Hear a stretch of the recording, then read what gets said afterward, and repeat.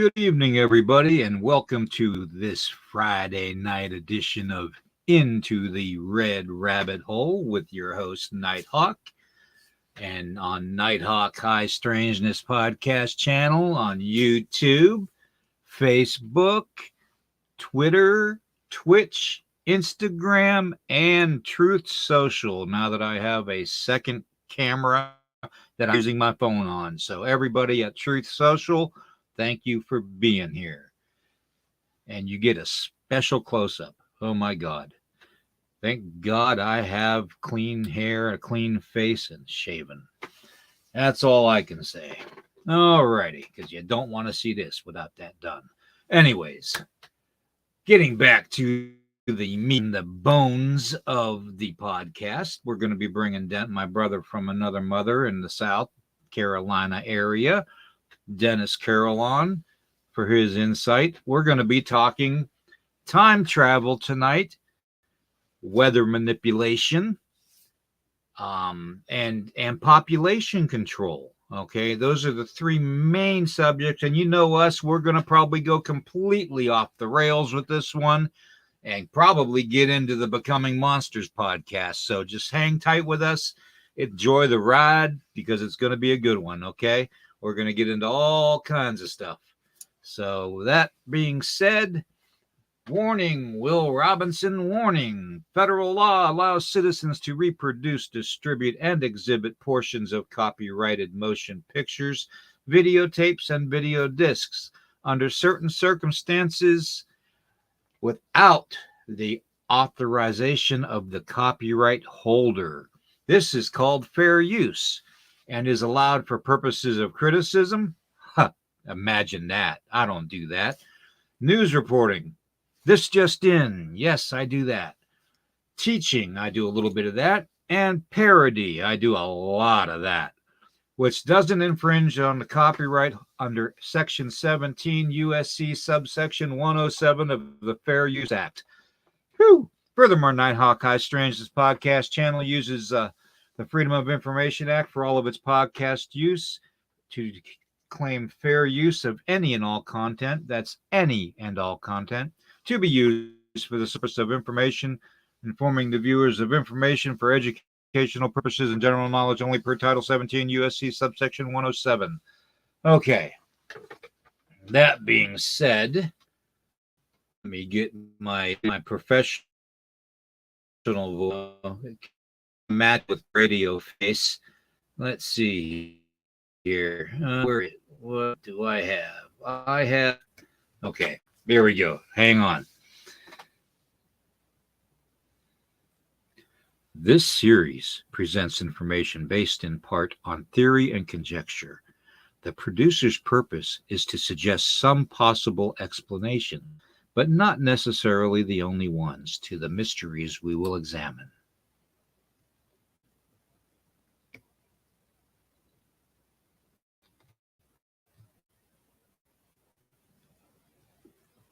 Okay, let's do a sound check. Give me a heck yeah in the comment sections if you can hear me. That way I know everybody can hear me good. And I'm going to take the thing off the screen. There we go. And there's my bright, shiny face. And I got social over here, and I got you all over here on YouTube, Instagram, Facebook, Twitch, and Twitter. So we're like multi-streaming here tonight. This is going to get confusing because I won't know which way to look. So if you see me doing this a lot, don't think I'm like turning left, and checking traffic patterns and stuff. That's just me checking my phone out to see how Truth Social's doing. Alrighty. We are, like I said, getting into time travel. Big surprise there. And several other things. The whole time travel thing is very, very interesting to me. So, anyways, let me go ahead. I got to redo this Truth Social thing. Yes, dismiss. Anyways, let me get that off. Okay, it's not going to let me record on Truth Social. I got to get straightened out. Okay, well, you got my sole attention. Anyways, um,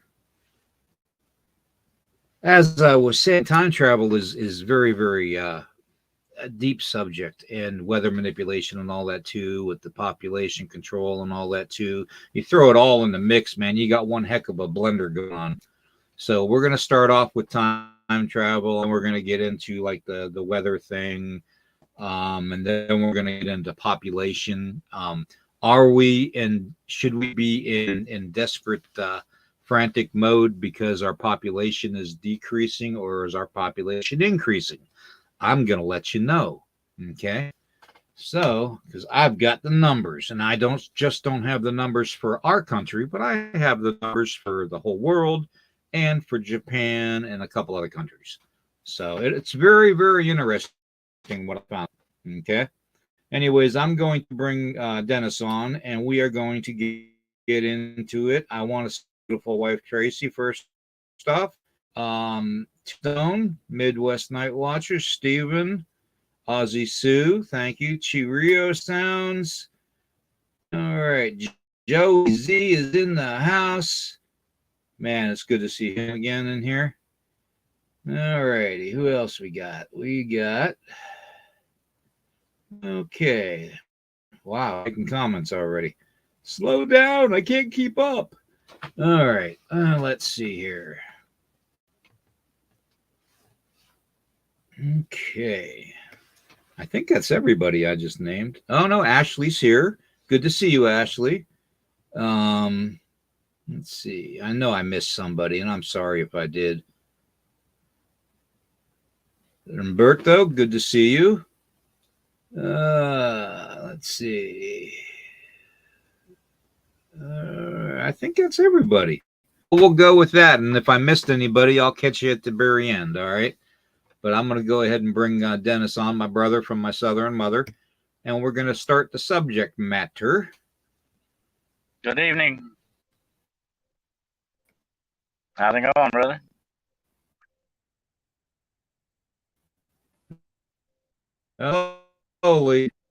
Slowly, but it's.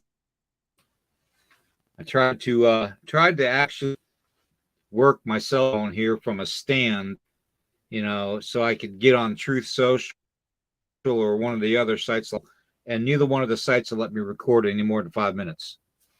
So I got to figure out what's going on with that. But anyways, that being said, we're starting off with some, we got some pretty in-depth subject through tonight. Us, Dennis, we're going to probably go way off the rails too and get into the cryptid subject or the UFO subject. So, Well, I was leaving the house the other day and I ran into myself coming back. I hate it when that happens. But that's time travel. Well, in 1990, there was a man in Stanford, Missouri.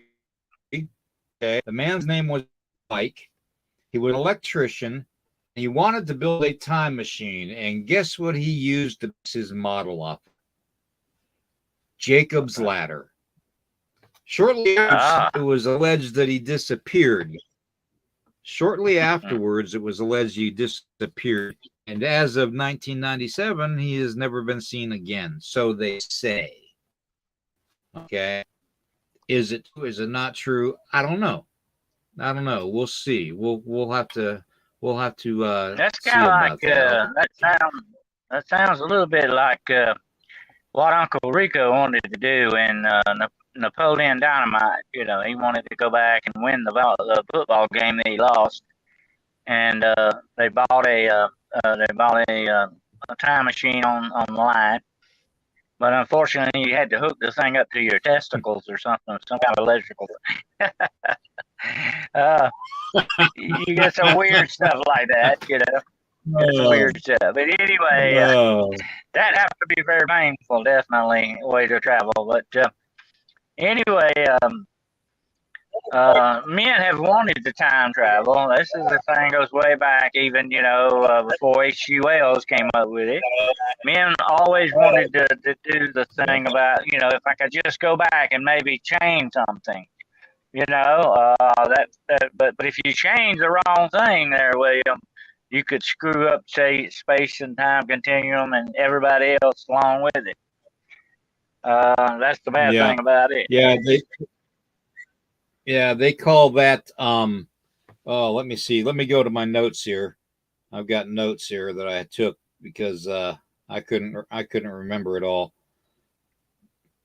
But yeah, they call that let me see here. Come on now, where is it? There we go. All right. They call that it's not the parallel universe. It is post-selected models. Okay. It's called an inconsistent loop or consistent loop.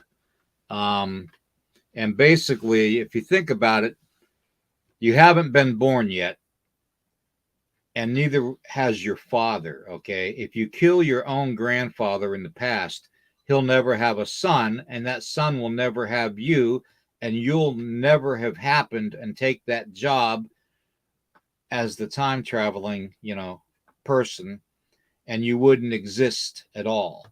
So that is basically what an inconsistent loop is if you go back in time and kill your grandfather and your father's never born. On the other hand, you have what we consider the consistent loop. While equally thought-provoking, this is a theoretical model of time travel that is a paradox-free. According to the psychic or physicist Paul Davies, such a loop might play out like a math professor travels into the future and steals a groundbreaking math theorem, and the professor then gives the theorem to a promising student, and that promising student grows up to be a very important person and all that, whom the professor and he's actually the student that the professor stole the formula from to begin with. That's basically the gist of that one. That's a little, that's a little bit like that Twilight Zone episode where the guy goes back in time and tries to keep Lincoln from being assassinated. You remember that one? It didn't turn out that way. Yeah. Yep, I remember that one. I used to love that show, by the way. I mean, that was an incredible show.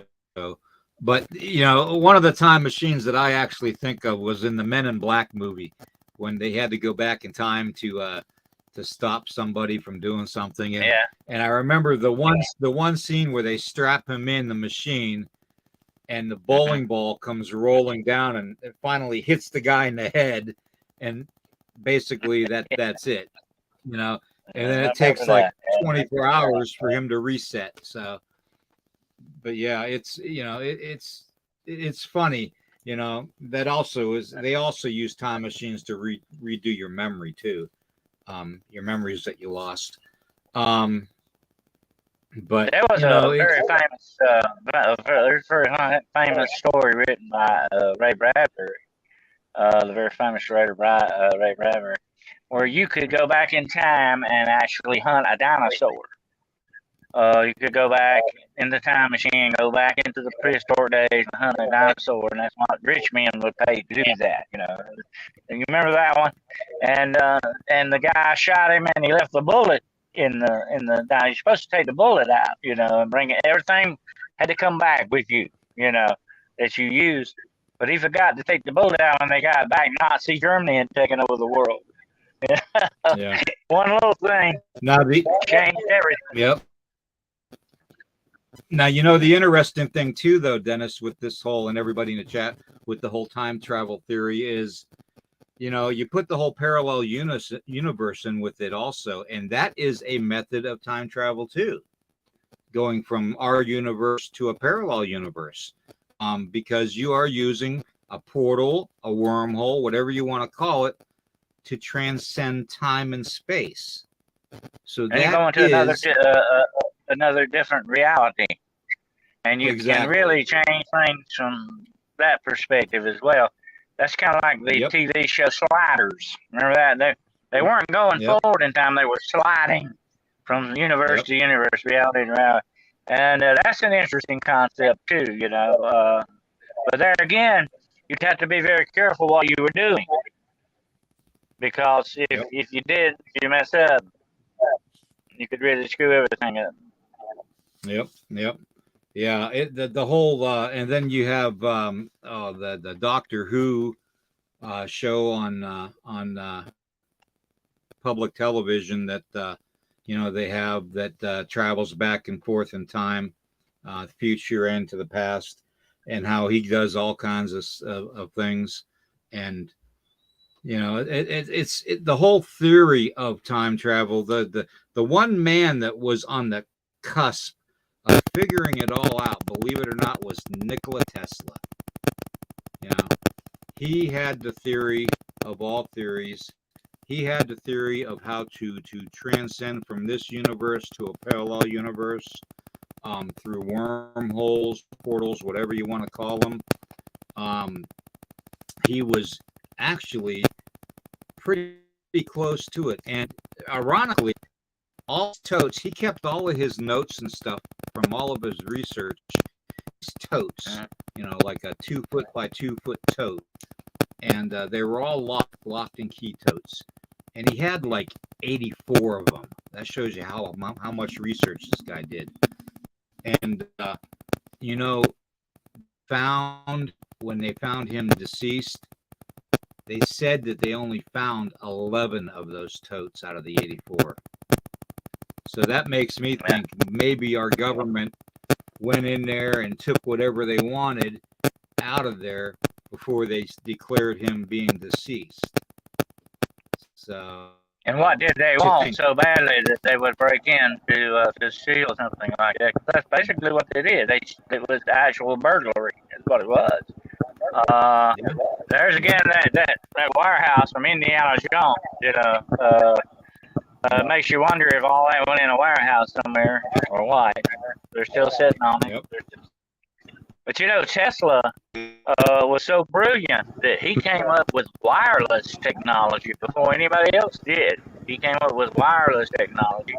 And Hedy Lamarr actually did too. The famous movie star, Hedy Lamarr, actually is the founder of Wi-Fi. She actually came up with that too. But Tesla speculated that you could transmit electricity wirelessly without wires. That would have revolutionized the whole world to a certain extent, if he had done that. But the invention game. The invention game was so hot, William, that they say Alexander Graham Bell stole a lot of stuff, and Edison stole a lot of stuff from Tesla, and took credit for it. And if you think the whole time travel thing and the whole theory of time travel, with all the paradoxical situations that can occur, and taking place, you really wanted to make our world a better way to do it. What better way to put presidents in presidential situations? What better way to end famine or to begin famine? What better way to end a war or begin a war? All these different scenarios in mind talk time travel. Because if you really wanted to do some damage to somebody's country or somebody's way of life, you could do it with it. So. Yeah. But if you look at it that way, William, the perfect way, just like I've talked about before, I was talking about the UFOs before, I don't think they're intergalactic. I think they're craft made for the neighborhood. They're not going way out there. The perfect way to travel is wormholes through time and space. And so would be time travel. That would be the way to go about it. I mean, I don't see any other way that would really fit the bill with that, Yeah. In my opinion. I mean, we live in such a big sandbox, you know, so I mean any theory is really possible. It really is. You know, I'm really eager to see what everybody thinks about the whole paradox situation when it comes to time travel. I could go to a parallel universe and my being over there in that parallel universe could be like Elon Musk, you know, a billionaire, you know, which man, I'm his long lost twin brother as far as I'm concerned. That would be nice. But yeah, but that's what you might hate yourself if you ran into yourself in another reality. You might hate yourself. You might be a despicable, mean, and evil. You know what? And you might hate yourself. You got to look at that reality too. You might not turn out so good in another reality. You know, you never know what you're going to run into in a situation like that. But I always remember. I was going to ask you this. I remember in the Time Machine, H.G. Wells, the Time Machine. You know, he came back the last time and took several books with him. You know, and one of them was history, one of them was science, one of them was the Bible. What book would you have taken? I think there was one other book that was missing, and they never tell you what it was. What other book would you have taken if that was you? Yeah, true. If that was me, I would be taking probably at least the Ethiopian Bible, because it's the Bible that has the consistency with the most missing sections of the books. All the different books. Yeah. I've always speculated I probably would have took a chemistry book perhaps with me or something that would help you in the future too. Also, if you took a science and a history and a Bible, definitely you would take a chemistry book probably. You could, you know, do gunpowder and all that stuff. You could change things in the future if you were, especially going back to the future that he was going to, where everything had been wiped out. You know, that would make sense to me. Yeah. I mean, honestly, I'd probably pack up the Encyclopedia Britannica. I took all my collection of Mad magazines with me, actually, but there you go.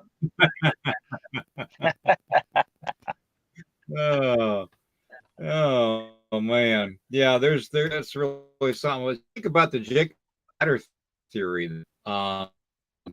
Maybe you can talk about that a little bit and enlighten people on that. Okay.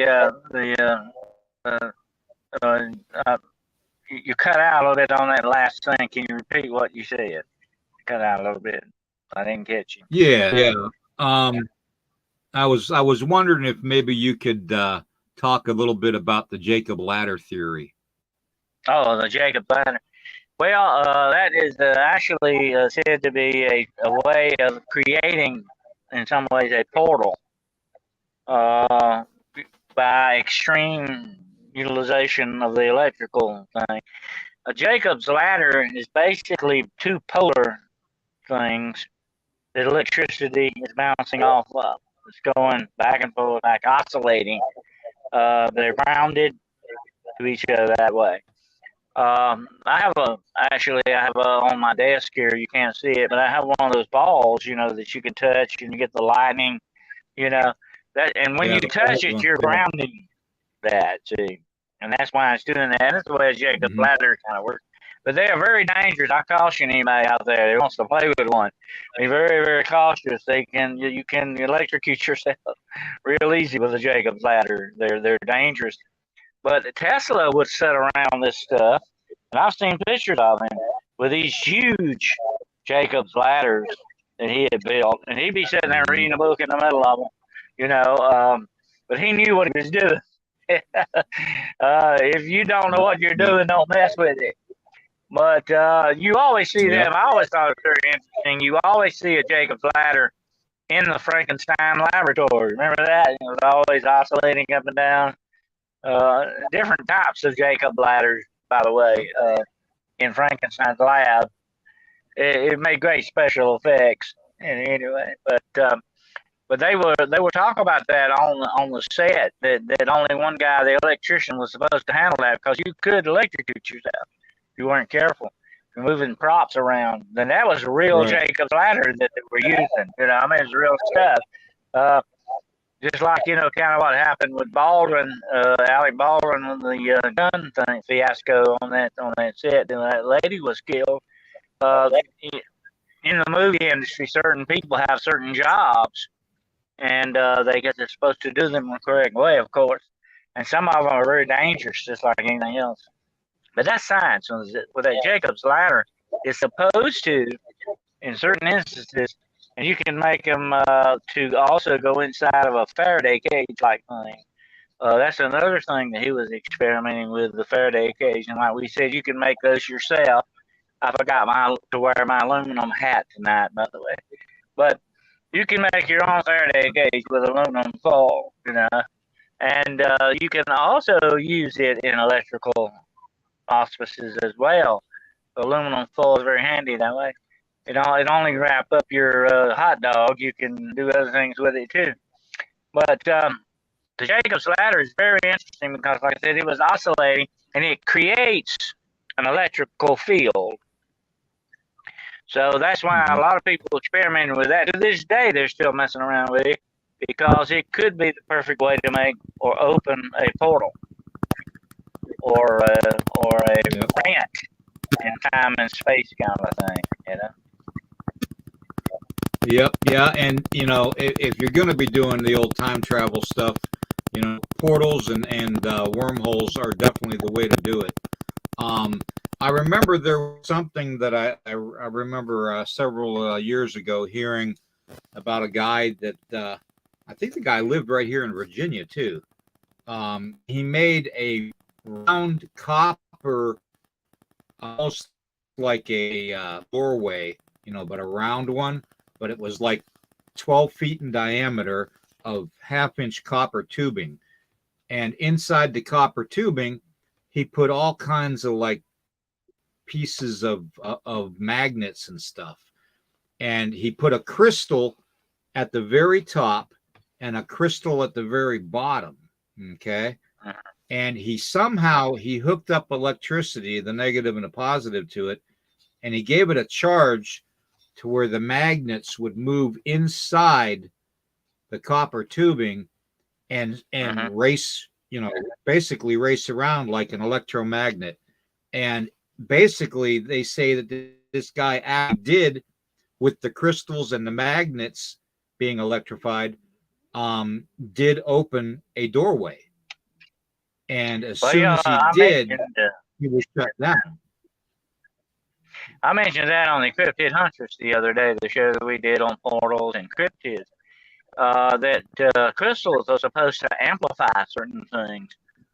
Crystals were known and used by the ancient peoples for thousands of years. Crystals are said to amplify even, I don't know if it's electricity, but there may be other properties that it will amplify. Especially, it's supposed to amplify psychic type properties. But anyway, what I was going to say, that sounds a lot like what Jack Parsons was experimenting with when he had that explosion in his lab.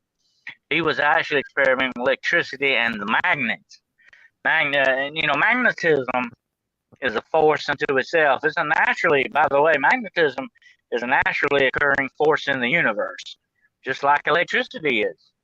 You know, look at lightning. You know, Ben Franklin going out with a key and the cat, which they say never really happened. That's a story. But anyway, and when we talked about Frankenstein the other night, we talked about I think his name was Dipple. Dr. Dipple was the prototype of Frankenstein. He actually took electricity and moved dead body parts. People thought he was a sorcerer. You know, somebody's man's arm laying there and the hand contracts. But he was using electricity, although it was a very unknown property at that time in many aspects. But electricity can do some interesting things, and when you combine it with magnetism, you might come out with some strange properties on it, you know? Yeah, true. I mean, you can basically open up a portal for time travel and anything as long as it has energy. Trees, granite, boulders work good, water, virtually anything. Even humans can do it if they really, really tried. But because in our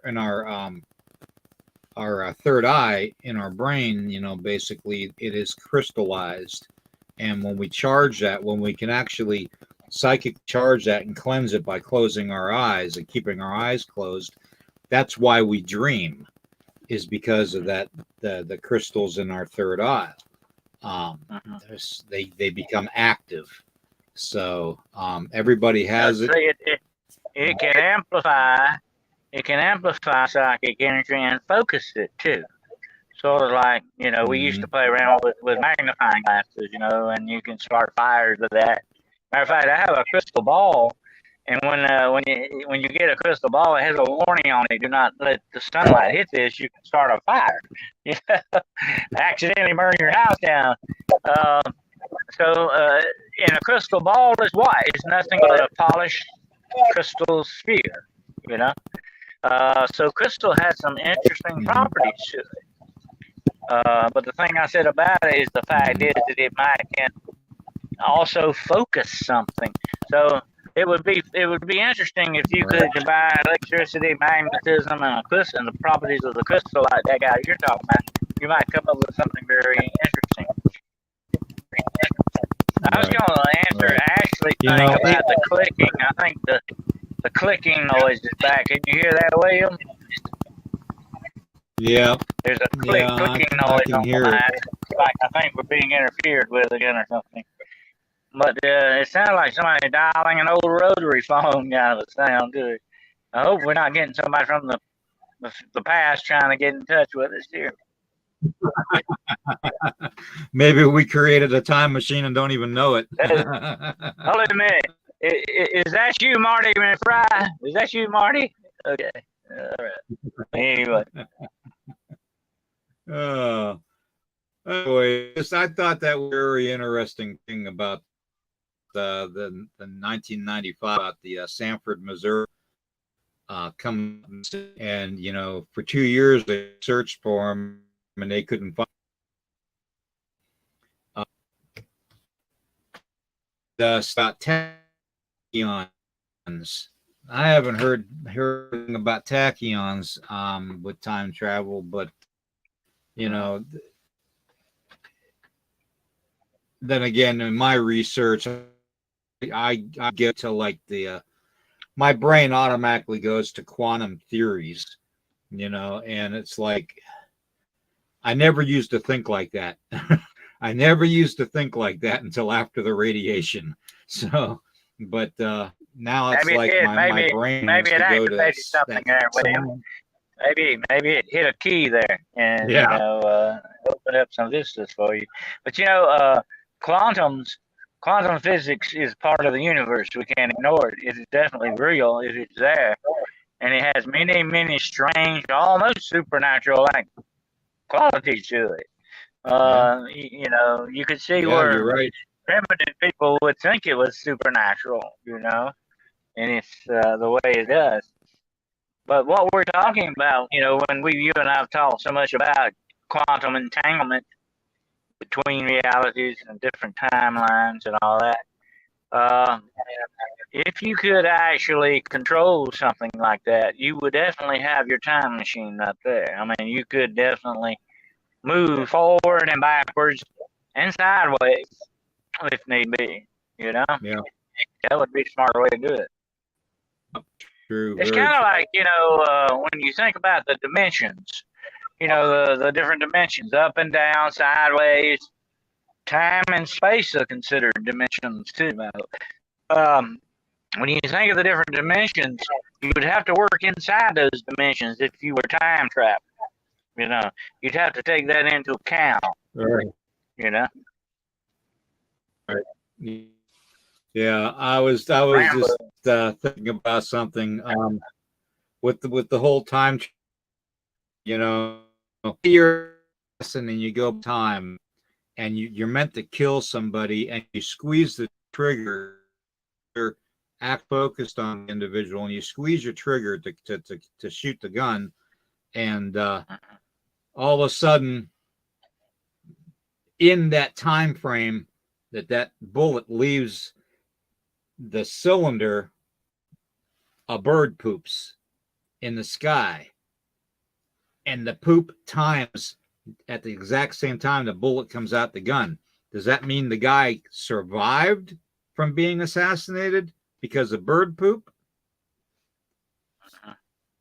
Or did he die? That's very much like another story I read about time travel. It was also by Ray Bradbury, by the way, one of my favorite authors. He actually writes about a man that goes back in time. He's an elderly man, and he goes back in time and he meets himself back in time. And he says, now, in my time, I killed my wife. Don't do it. Don't do what I did. Okay, I come back to warn you. Don't do it. It will destroy everything you try to work for. Don't kill your wife. And the guy he doesn't believe this guy. He didn't believe it's himself. And he says, well, I love my wife. We just got married. We're deeply in love with each other. He said, but that's not what it will be like many, many years down the road. Believe me, I've come back to warn you. They're looking for me right now to catch me. And I'll escape through time and come back to warn you. So what would happen, William, if the you from the future came back and met yourself? What would your reaction be? Well, would you say, tell me what the lottery numbers going to be next week? What I want. Yeah. That's what I do out with everybody too. That is one of the paradox theories, is meeting yourself. And also there was a movie. There was a movie called Looper, Looper, that came out a few years back, probably about 10 years ago, actually, called Looper, that actually did that paradox. The guy went back in time, and he ended up having to shoot his younger self, because his younger self was the assassin that was killing all these people when they were coming out of the portal, because they were scheduled to be killed. So yeah, it's a really good movie. If anybody ever gets a chance to watch it, it's Looper. So I think there was a one next step beyond, where there was this woman. This was like back in the late 1800s, the 1890s or something. And this man was after her. He was trying to kill her little boy. She had a little son. And he was trying to kill her son. He was crazy. She tried to get away from him. And finally, the police killed the man, and they saved the little boy. And he was asked and said, why did this man come out? She said, I don't know. I never seen him before in my life. He was a weird, strange man. He just come out of nowhere, and he tried to kill my little boy. And he said, well, I need this for my report. What's your son's name? She said, well, his name's Adolf Hitler. So what you have is somebody going back trying to change that. Wow. That's good. That's good. That's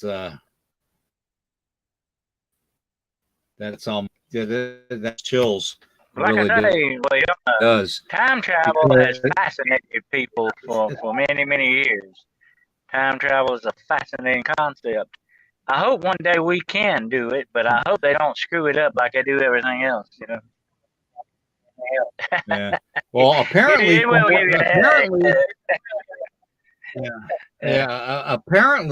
apparently, Dennis and everybody in the chat, we already have time travel capability, and the actual time traveling device.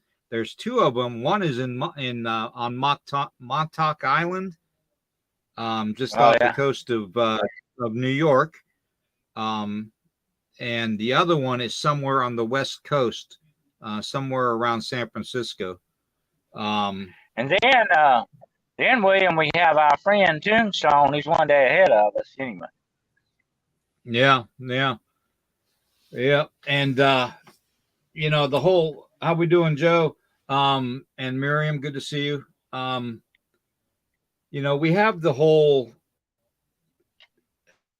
memory aspect of time travel too.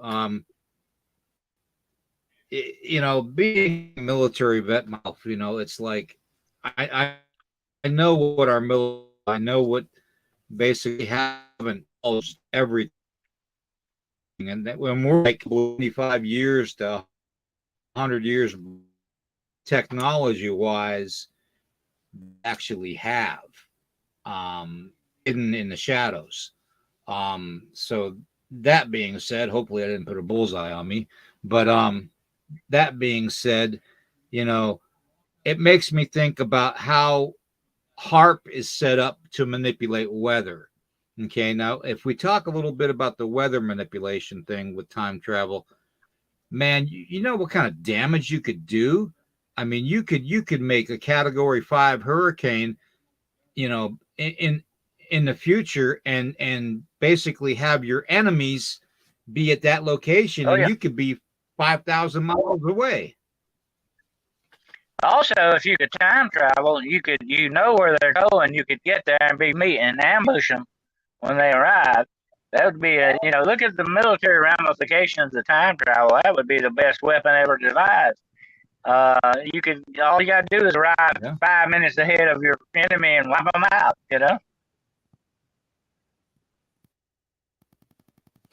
There is one very famous Joe, we case, haven't Joe. discussed. There is one famous case, Yeah. William. You know about that. Remember Yeah. that? The guy in Tennessee that walked out the front door that day and his family saw him as he crossed the field and completely disappeared. Remember that? It's very famous. Nobody to this day knows what happened to that man. They heard him for several days afterwards. They heard him calling them, but they checked the ground. There was no sinkhole. He just disappeared in front of them. Where did he go? Did he go through time and space somehow or other? Did he walk through a portal? And was he there hanging around a little while before he went completely away, or what? That's a very strange case. Yeah. Yeah. Yeah. The gentleman that made the copper doorway with the crystals and stuff here in Virginia, he located it right on one of the ley lines coming from DC. So that I do believe ley lines have some kind of energetic about them, get level up to open the portal to another dimension or a parallel universe. Hopefully the one where I'm a billionaire. I mean, it's there's and then does the paradoxy end when you go from this universe to another universe in a parallel universe? Because technically, if two of you are in the universe, it's not really going to do any damage, say, unless it's like the theory of you stepping on a bug, and it's the last bug of its kind, and you kill off all the other bugs that came from it genetic wise, and then you kill off a species of alien because you killed a bug. I mean, it goes on and on and on and on. So that's why, William, space and time is woven. They say together.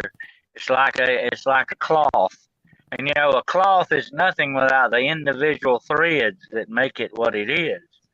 And that's what you're talking about with space and time. It's a woven cloth, and if you just miss that fabric cut, one thread missing, you can destroy the whole cloth. That's very true. There is weather manipulation. There is weather manipulation going on right now. And that's where we're going to go with this. Yeah, that's where we're going to go with this subject now. Is the weather manipulation thing. We all know about HARP. We all know that the military is trying to weaponize weather. They've been doing it for the longest of time. Since before, they've trying to manipulate weather. by seeding clouds. With, and it's now it's more of an atmospheric manipulation type of a thing, almost like electronically or through radio waves or microwaves or gamma rays, that kind of stuff to manipulate the atmosphere, the stratosphere, to cause storms, maybe tornado, tsunami, that kind of stuff. There's even talk about recently with the Turkey earthquake, weather manipulation being involved with that. How do you feel about the weather manipulation thing with weapons and stuff, Dennis? Well, that's been looked at since World War II. Actually, there were some very, very important battles in World War II that were almost lost because of the weather. I think one of them involved Patton. The weather was, of course, is not controllable. Then it wasn't. I think our government's been working on it ever since then, ever since World War II. And this is definitely a weapon that would be very good to wield if you could have that under your auspices to do it. You could impede your enemy greatly by just causing mud and water and too much rain, too many floods. You could wipe out a lot of stuff. It's a perfect weapon when you think about it. But we were talking about crystals earlier, and I've had some very strange experiments with crystals myself in photography. I've seen some very strange images through the crystals. I believe crystals can amplify things, and I believe they can focus things as well. And that may be part of what this weather manipulation thing is as well. Because if you could sort of get the crystals to do what you wanted to, you could focus certain things in the sky or seed clouds in a certain way, especially with magnetism. Think about that. And HAARP goes in with that a lot. HAARP also goes with sound. Sound is another manipulating tool. Remember I told you about my friend that got sick. He got close to HAARP and got very violently ill. And that only happens sometimes when you get close to certain sound frequencies. You and I both know sound can kill you from a distance, by the way. Look at the Caro experiment they talk about, and where the Russians actually attacked one of our embassies with sound. So sound would be the way, I think, to go. But what if you were to combine crystals and sound? Think about it. That's interesting. Infrasound is a deadly weapon. Infrasound, I mean, Bengal tigers use it to basically make their prey that they're going after freeze in its track out of fear, and they're unable to move.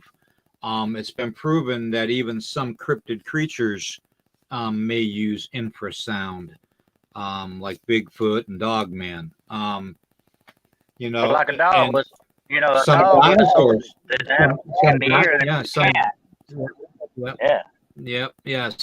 Some dinosaurs also used infrasound to subdue their prey.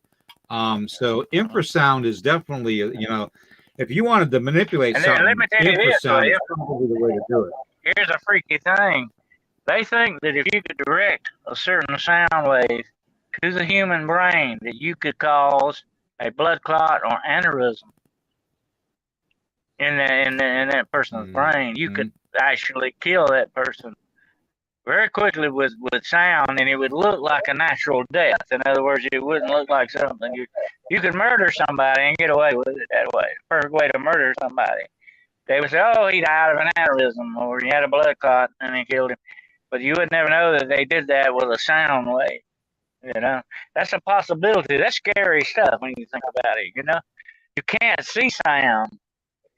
And there's no way you could really defend yourself against it certain ways unless you were in some kind of a soundproof room or something. And they have already, now listen to this, because of the Cairo incident in Egypt, They are looking at from now on, and they're doing this soundproofing the walls of our embassies. Why? Because they know what these properties of sound can do, how dangerous they are.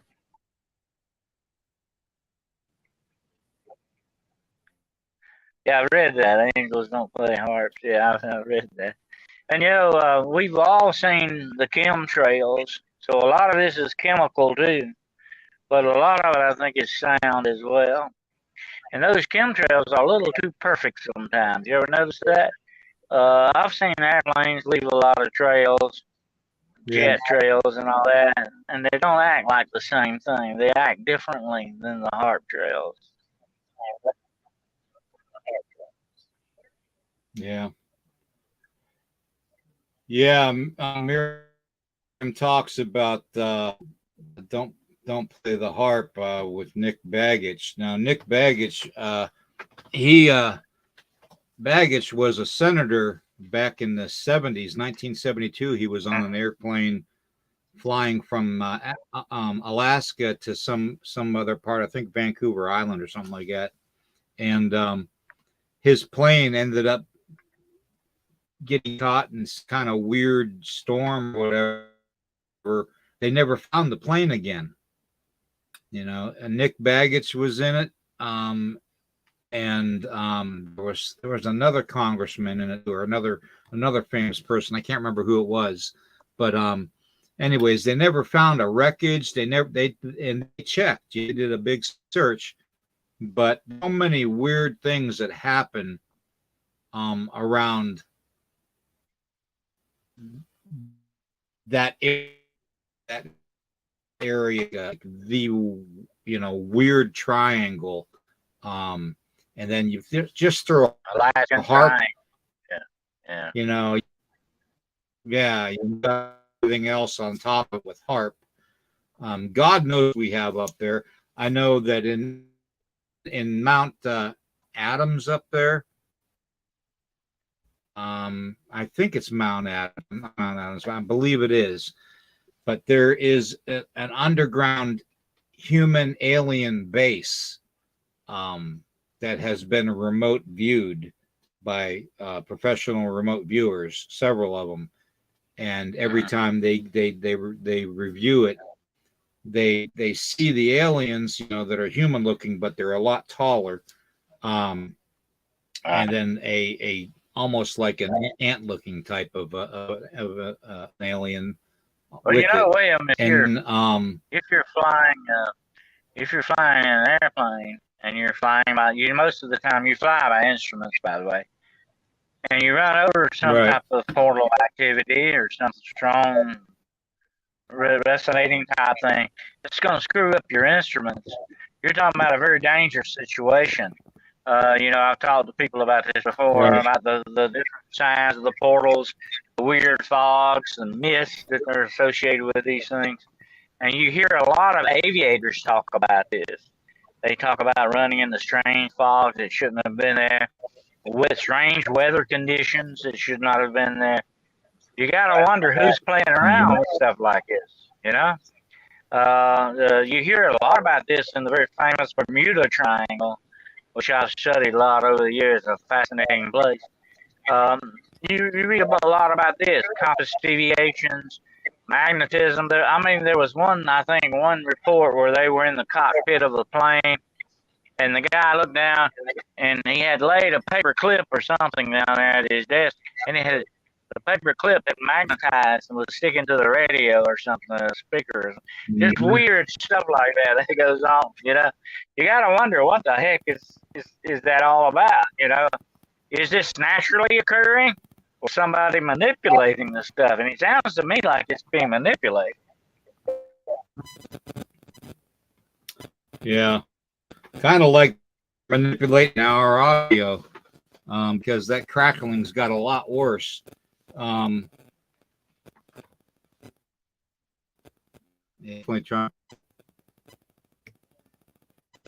me see here. Hello, good to see you on here. Area, man, Mount Adams. Yeah, it's crazy. Yeah, and Washington too, when you're dealing with the state of Washington from the Alaskan Triangle, you know, and there's a lot of ley lines going through Washington and, you know, a country. Imagine there'd be all kinds of weird stuff in the sky there and on the ground. Well, that just, you know, leads you back to the whole. That's Earth energy, and it could possibly be an interference too if it's very strong, you know. Yeah, and I know that for a fact that whenever there's an earthquake, our USG Department of Federal Government has been trying to figure out how to tap into that energy burst. You know how they always see like the light up before an earthquake. Well, they're trying to tap into that energy burst because that's free energy. You know, there's some way they could harness, you know, and manipulate it to where they store it. You know, that's free energy that they could use. Exactly. So it's kind of like thermal heating with your home's water system. You know, using the ground, using Mother Earth to heat your water. So yeah. But that's the other thing to get into. Gravity is a very interesting thing that's there. We can't ignore gravity, of course. It holds us down. It has different properties. But when you think about some of this other stuff, like if you could actually tap into those ley lines and use that earth energy, you would have an almost free energy thing right there. I mean, that would be neat if you could do that. We do know the Earth has its own energy because one perfect example is on a cold day, you walk across carpet and touch somebody, they can get quite a shock from the electromagnetic properties of that. That's part of Earth's magic, you know. And we got to remember something. Look at the power. Think about this a minute, man. Look at the power. I don't know how many megajoules of electrical power comes out of a lightning bolt. And the lightning bolt originates on Earth. It doesn't come out of the sky. It goes back up the sky and comes back down. It's coming from the Earth. You're looking at Earth energy here. Okay? That's what it is. Yep. Believe me, it's there. Yep. And you getting into the you could even throw volcanoes in the mix because if there's one thing that would make me wonder about the existence of our planet, volcano. That since the dawning of mankind, there's always been that question, why are there volcanoes? Why does the planet actually need it? There's none on the moon. There's none on Jupiter. There's as far as they know, there's none on Mars.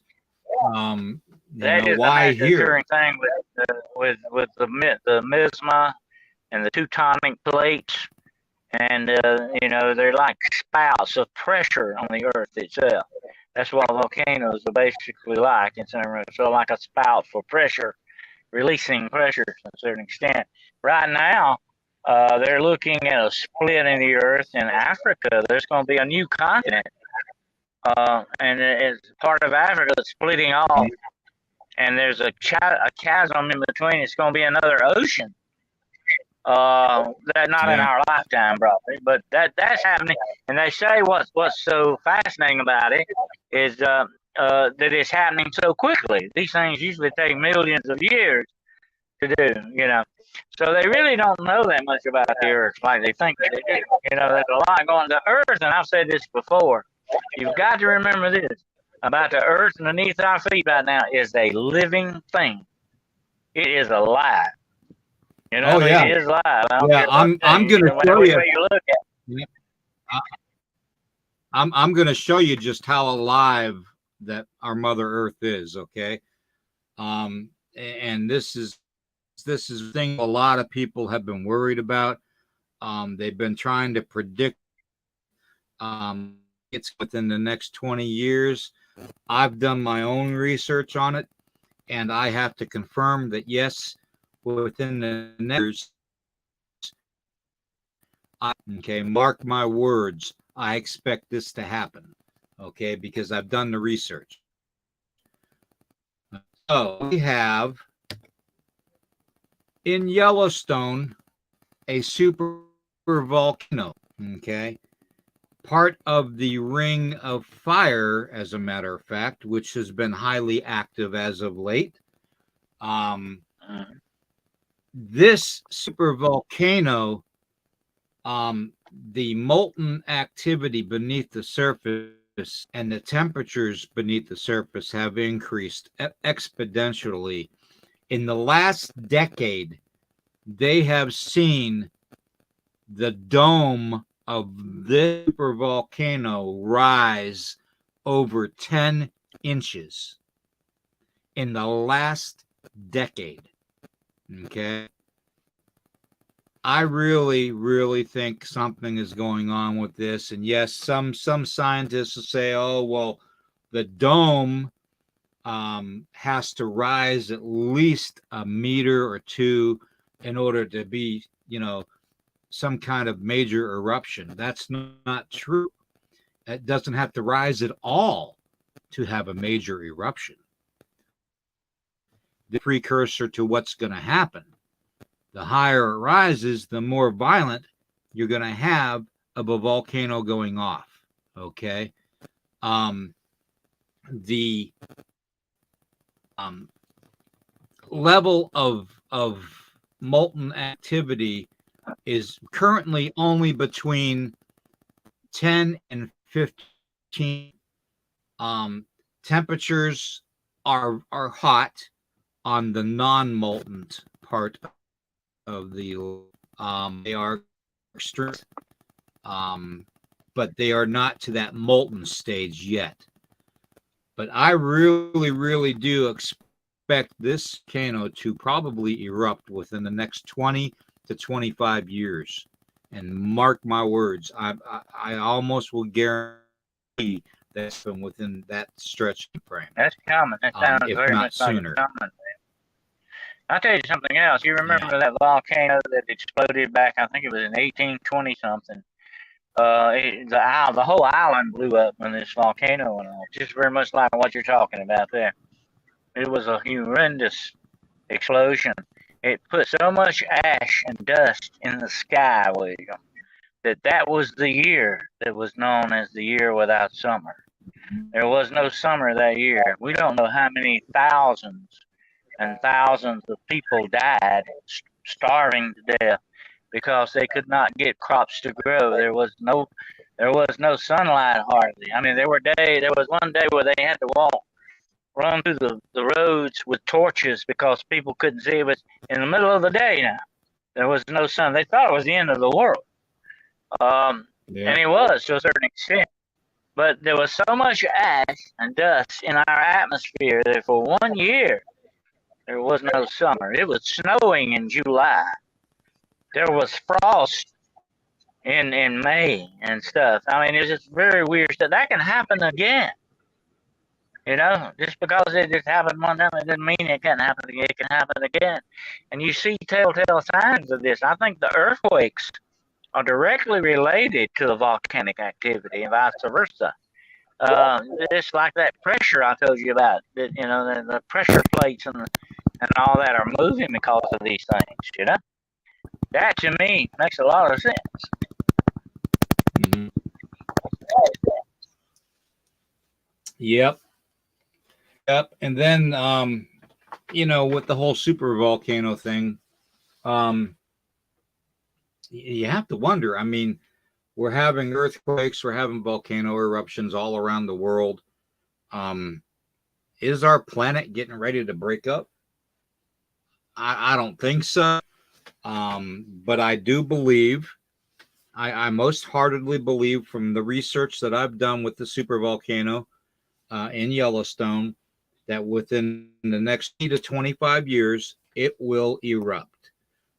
If it takes just a decade for that dome to rise 10 inches, that tells me that there's so much pressure building up underneath the ground there in Yellowstone, that cap is getting ready to blow. They literally had hardly any warning whatsoever when Mount St. Helens blew. And it blew horizontally from the side, which is probably even more deadly than going from the top, because that side blast wipes out everything within about a 50-mile radius, that the side that it's going out of. My biggest fear with the whole super volcano thing is there are so many people that live within 100 miles of that area. And mark my words, within 100 miles of that super volcano, there won't hardly be anything left when it erupts. But like I said about that other one, when that island exploded, it affects everybody, William, worldwide. It's not just one certain place. It affects the whole world at one time. Yeah. We may even see in the future earthquakes that do the same thing. They say they may have what are called link tremors. They may start in Alaska and end up in South America. We don't know, that these things are coming, but they're talking about super earthquakes. Think about that a minute. So you're talking about destruction on a scale unbelievable. Yeah. And according to the Bible, according to biblical prophecy, that is going to happen in the last days of planet Earth. There will be an earthquake that unlike any that has ever happened before.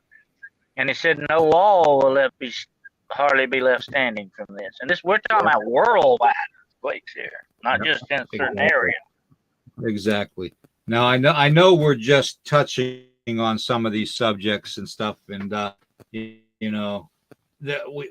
just we want to get the information out there to everybody, and we want it to be accurate. But I can honestly tell you from research I've done, this is what's going on with Yellowstone. It doesn't look good. Even if it does cause to rise on the dome a meter before it erupts, we're going to find that meter very, very, very soon, and increasing exponentially. Also, the populations around there, I don't know if anybody out there is a prepper, but you might want to start stockpiling stuff if it's not too late. Food, water, that kind of stuff. I wouldn't worry about solar power because, like Dennis said, the sun's going to be blotted out for probably the better part of 10 years. With that super volcano, because it's usually about 2 years with a regular size volcano around the areas of where it happens. And William, when we think of the Earth, our mindset when we think of the Earth, and what I'm about to say because you've experienced this too. You and I both live on the East Coast. We've got sand from the Sahara Desert comes in here once in a while. Think about that a minute, and look how far away the Sahara is. But this world is not that big when it comes to stuff like this, Yep. Which leads to my flat Earth theory. I'm telling you, everybody. I'm telling you, don't live on a globe. Anyways, I want to touch a little briefly too on the whole population thing. Everybody's talking about how we're so doomed because overpopulating. Our world can't take any more population increase. Well, I esteem pleasure of telling you about the numbers, and I have them all written down, that I have figured out that we don't have to worry about a population increase exponentially that dies. Mankind is dying out. According to some people, mankind is dying out. The sperm count in males is going down. and you got less and less population. And here's another interesting facet, William. Let's think about this a minute, and I'm going to get into some weird stuff here. Genetic engineering may be the future. In other words, they may manipulate your genes so that you will be a perfect human, superhuman almost, to a certain extent. And what this is a very racial type thing too, because they can say only certain people are fit to live and others are not. You're looking at engineering on a genetic level, and that may be the future as well. So you're looking at not only mankind slowly dying out, but you also may have that manipulation in the future too. Right. Well, if you look at the numbers, okay, if you look at the numbers, world population wise, 2017, we had a total world population of 7.57 billion people. Okay, 7,578,000,000 people. Okay, in 2017. 3 years later, just 3 years later, we had a population of 7,928,000,000. That's not very much of an increase in 3 years worldwide. You're looking at right around, and I'm talking worldwide, every country in the world, okay, the known world, every birth that is counted in the known world, you're looking at less than 350 million births. And look at China. China's birth rate is falling, even in China. Think about that a minute. Yeah. Now, in Japan, China is definitely falling. China is currently, in the numbers that I saw, China's birth rate has decreased 12% since they incorporated the two-child or one-child program in China. Now, Japan is where the problem is too, and Australia, and I believe even the UK, and other parts of Europe, in the European Union countries. But Japan was the most frightening to me. They had, in 2017, Japan had a total population of 127 million people. Okay, 127 million people in Japan in 2017. In 2022, Japan's total population was 125,308,000. They decreased over 2 million in that time frame, in 5 years. Okay, that's not good. When you have that kind of a decrease in a population, that's not good. And I realize we all have these, but the death rate is higher now because of natural disasters and wars and da da da da da. Yes, but these are all factored into my totals. Okay. You got to factor in too, William. Factor in climate change as well. That's another factor that you got to look at. And why the government's pushing us all to eat bugs. Learn to love bugs, learn to eat them. When one of the crops going to fail? Look at China buying up all this farmland. One reason why they're going to make sure their people have something to eat, by the way. What's going on with that? Tuesday is Soil and Green Day, okay? We might end up eating each other. Well, here's the thing, okay? At the current birth rates right now with the world population, we will be an endangered species by 2080, okay? In other words, such a low population by 2080 that we won't be able to reproduce our kind anymore to sustain ourselves on this planet. Okay. Without 2080. laboratories, without laboratories. Exactly. Without cloning. Okay. Now that's where the whole cloning and AI thing come in to save us, I think. And this is per the UAPA and Google searches that I've done. Okay. All this information. And the USGS and all this information I through going through channels and researching it. Now you get into the whole environmental climate change thing, and you can talk about climate change to your beliefs. Personally, there's some aspects of climate change that are not good for us. Others that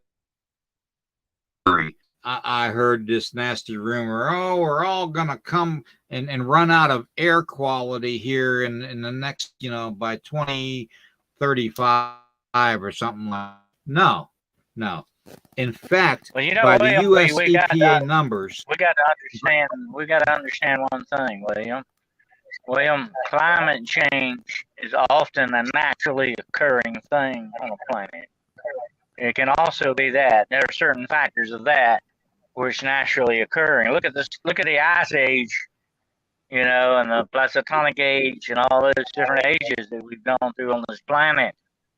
Climate change is part of climate change. I'm not saying all of it, but part of climate change is a naturally occurring thing in nature. Well, our air pollution, and this is right from the US EA numbers. Okay, anybody can check this out if they want to. Our air quality since 1904 has improved over 40%.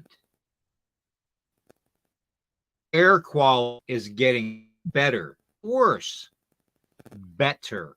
Okay. Also, the air is not a problem.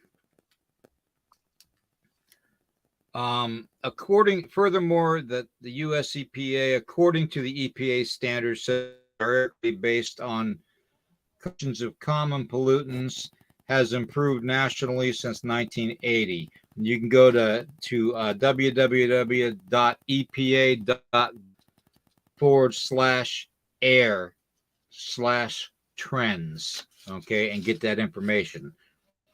Doubts me, that too, okay, and you will be amazed what they say. So I've gotten my numbers from www.sciencefocus.com and earthsky.org is where I get a lot of these numbers too. Okay. Well, William, if the air quality is getting better, then I think we all need to thank the cows because they're probably eating that. Yeah.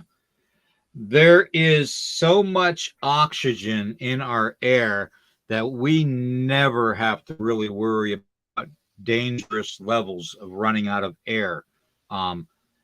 It will take over 1 billion years for our air type of quality to deplete enough to kill us or harm us. Okay. 1 billion years. So, I'm sorry, but we don't really have to worry about air quality right now. We're in the trends for it, the bad stuff decreasing. We'll just keep on going and it'll eventually get to where it's perfect. But what we do need to worry about, and this is a biggie with me, okay? Ocean pollution. In the past 4 decades, have seen a rapid increase in ocean pollution. I've seen it from being in the military, being on board ships. I've seen what goes on. Where's the trash go from the ship, man? Tell them where the trash from a ship is.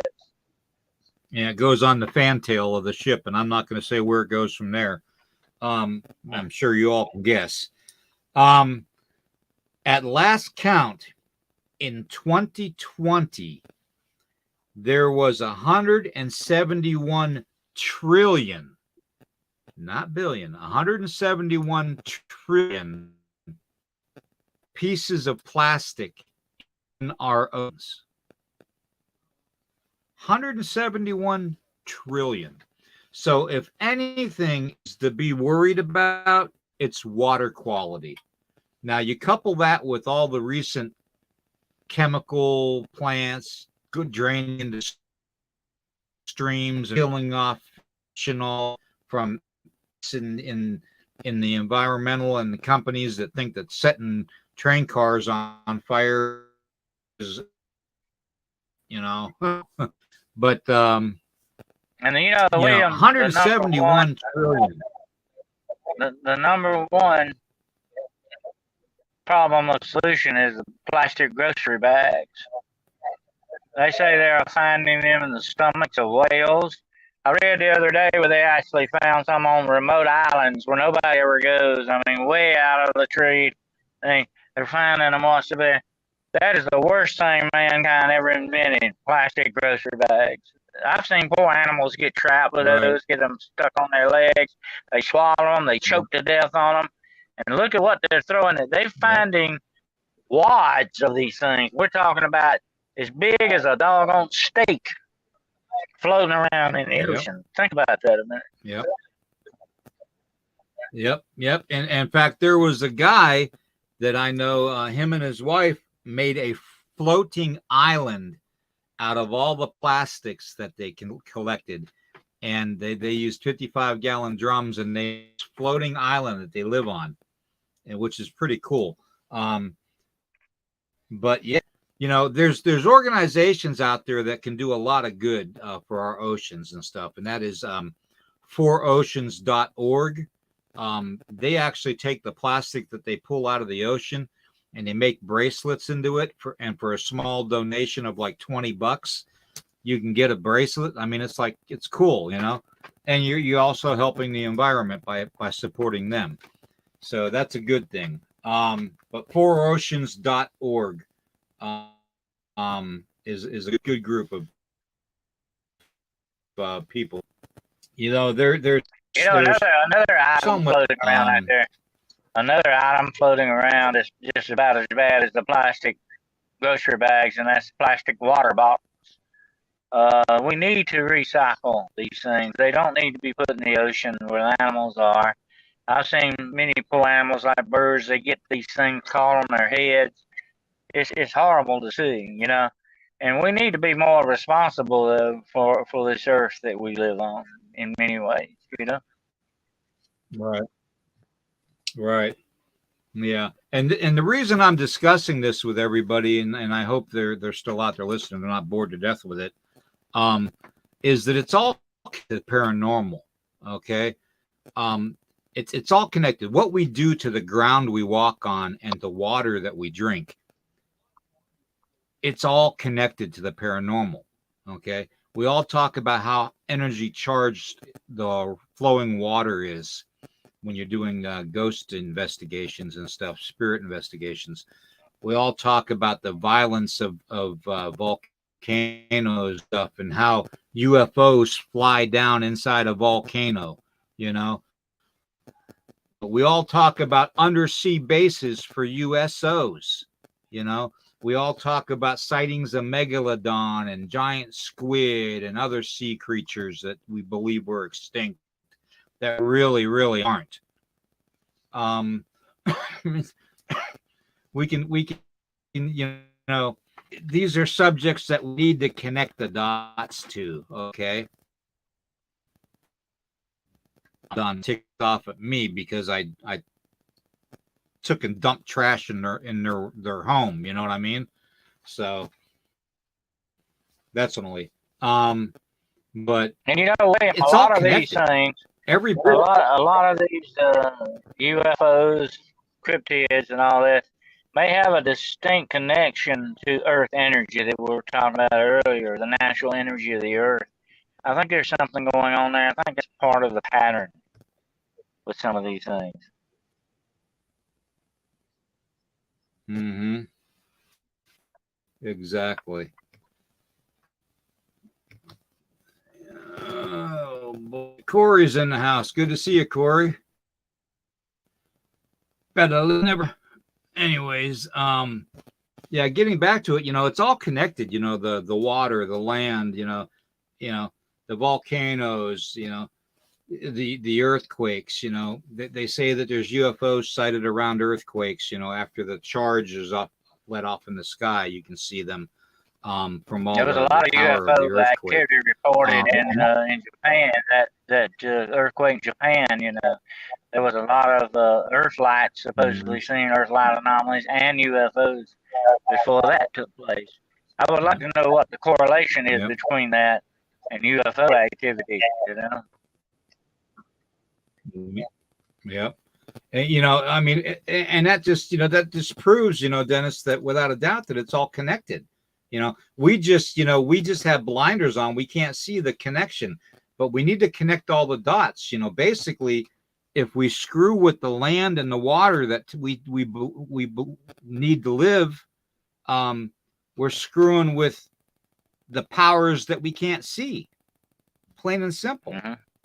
The more we mess up the earth, the more we mess up the water, the more we mess up the sky, the more we mess with things scientifically, the more CERN does what they're doing.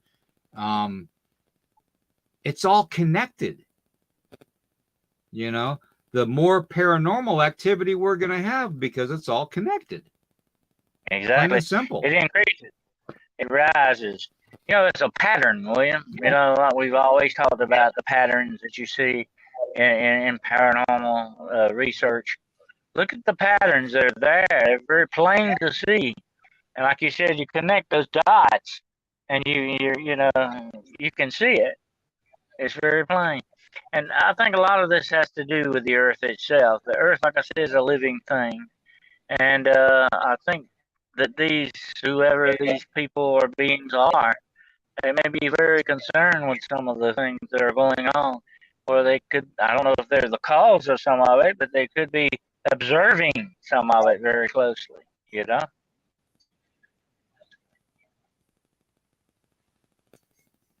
Yep, I agree. Well, we've actually discussed everything I wanted to discuss tonight. That's the first. And we really didn't go that far off track. Let's just hope we don't get. Is just let's hope we don't get stuck on Groundhog Day, William, and do this over again tomorrow night. Remember Groundhog Day? Okay. Anyway, that would be bad to actually be caught in a time warp, and not being able to get out of a time warp. It's very interesting. There was a very famous X-Files episode about that. I don't know if you remember that, where the girl tried to change time over and over and over again to keep it in, and finally succeeded. But I think it cost her her life or something. But anyway, it would be bad to get caught in a time warp, definitely. And I'm not talking about a movie. Yep. True. Very true. I just, I want to thank everybody for being in the chat tonight. And if you can, like, heart, and share this out. I think more people need to realize just how connected everything is. All of the investigators and researchers out there that we're dear friends with, and we consider family. I wish that they all could figure, this factor in with their own research that they're doing. So if you can like, heart, and share this out and have them listen to this, I think it would be very beneficial because everything is connected, okay, to the land, to the water, and to the sky, and how we treat it. And if we treat it wrong, paranormal activity is going to ramp up, okay? The more information we have, William, that's what's so interesting about research. We need to compare our notes, because the more information we have, the more able we will be able to understand what is happening, Yep. Well, I want to thank everybody for being here tonight. And, I appreciate you all being If you can share this, subscribe to the YouTube channel. Hopefully they won't take us down for this podcast because it's all been conjecture and theory and basically right from their own, Google sites and stuff. So I have all the notes to prove it. But it's just, it just goes to show you how much is connected in this world, and if it's connected this way in this world, what about the parallel universes that we don't see? How connected it is with them? Because what we do to our world, maybe we're having an adverse effect on their world. Think about that. Yep. So anyways, I want to thank everybody for being here tonight. Dennis and I love you guys to death. You're all extended family. You're part of the Weirdo Warrior family. Joey Z, Steven, Miriam, Darcy, my beautiful wife, Tracy, everybody, Tune, Core, Chirio, let's see, who else we got? Darcy, Miriam, and chat. And Jody, there we go. Z. Who else? That and just had to get out of here. But we think you guys are our Weirdo Warrior family. The chats all. We will see you all in the morning at 10 a.m. Eastern. We'll have more coffee on, and we'll get into some more diverse subjects and stuff. I think we really peeled back some layers of an onion, something to being everything connected. So maybe Chief Seattle was right, completely right. What we do to the web, we do to bulbs. Think about that. Good everybody. Great night. We'll see you in the morning.